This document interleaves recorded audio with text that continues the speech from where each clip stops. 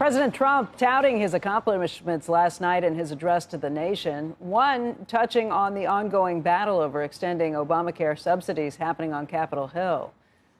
Joining us right now to talk about this and much more is Republican Senator James Lankford. And Senator, thank you for being with us. Yesterday, 4 moderate Republicans joined the Democrats in kind of pushing to make sure that there is going to be a vote that comes in early January, at least on the floor of the House, to extend the ACA subsidies. What chance does that have of making it through the Senate?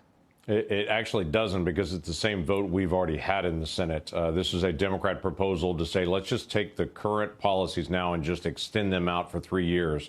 Remembering that what this really is not the Obamacare subsidies. These are subsidies on top of the subsidies that were done during COVID, during that time, for an emergency basis on it. So they're looking to be able to just say, let's pretend the COVID pandemic is still happening. Let's continue these subsidies out. No changes, no reforms, no caps, unlimited amount of money income that you could have personally, that you could still get these subsidies. So there are a lot of issues that in the Senate has already said, no, that's the wrong way to go, is to pretend the COVID pandemic is still happening. Let's actually talk about what are we doing, I should say, on trying to be able to reduce the amount that people have to personally pay. So our direction wasn't sending it to insurance companies and saying this is the help during the pandemic. It was trying to get assistance to individuals that need the assistance the most. Understood. And I would go so far as to say I think some of the Republicans who signed on for that are not interested in simply extending the ACA subsidies for another 3 years without any changes.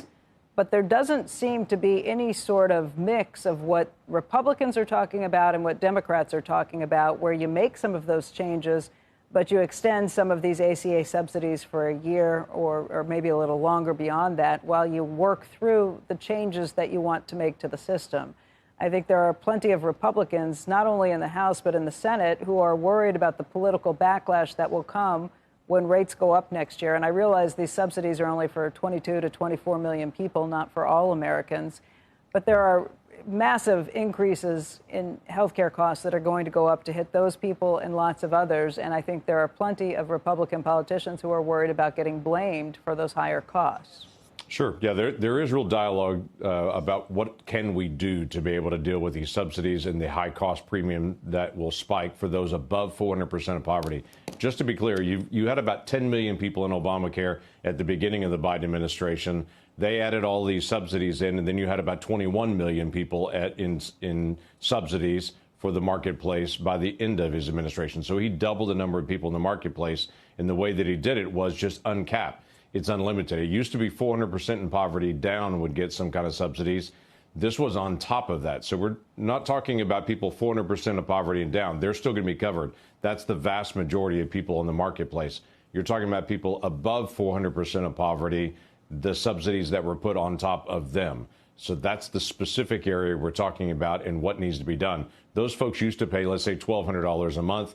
Then with the subsidies, they went to paying $80 a month. Now they don't want to go back to paying $1,200 to $2,000 a month because the marketplace continues to accelerate. In my state, in Oklahoma, the marketplace has gone up 200% in 6 years. At the same time, commercial insurance has gone up 29%.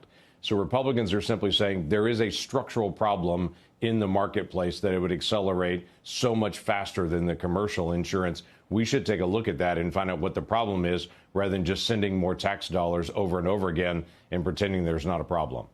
That's a fair argument, but the idea that it has taken this long to kind of take a look at it, I think that's where you have a political problem. The idea that, okay, we're going to take a look at it, but we're taking a look at it as these premiums are going up for people and they're seeing that hit them in their pocketbooks.